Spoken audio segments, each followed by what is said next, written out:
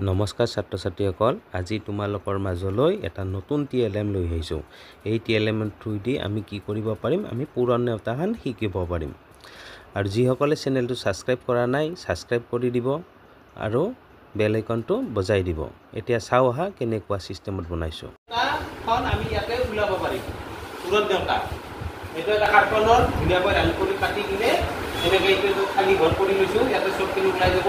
এইটো এটা পুৰণ নেওতা। এতিয়া আমি যদি চাও 5 ধুনীয়াটো 5 পুৰণ 1 5 1 গুণ 5 5 টো ওলাইছে নে? এতিয়া আমি চাম 2 টো চাম। আমি এইবাৰ 5 ৰ লগত আমি 2 টো পুৰণ কৰিম। হা, আমি 2 টো কৰিম। এতিয়া কি হ'ব 5 পুৰণ 2 5 2 গুণ 10 10 ওলাইছে নে? আমি এবাৰ 3 টো চাম।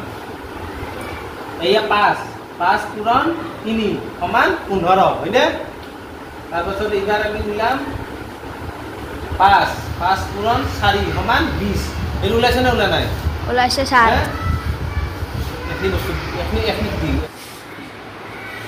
তোমালোকে বুজি পাইছা নে পোৱা নাই?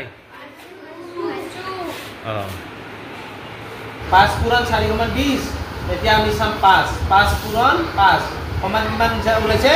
25 তাৰে পিছত এইবাৰ আমি 5 পুৰণ 6 সমান কিমান আছে? 5 গুণ 30। এইবাৰ আমি আৰু ইফালে যাম, আমি 7 ৰ লগত চাম এইবাৰ কি হয়। 5 পুৰণ 7 সমান 5 7 গুণ 35 তাৰে পিছত এইবাৰ আমি চাম 5 পুৰণ 8 5 8 গুণ 40 এইবাৰ আমি চাম 9 ৰ লগত, মানে 5 পুৰণ 9 সমান 45। তাৰপিছত এইটা লাষ্টৰ দিনে চাম কি 5 পুৰণ 10 সমান 50।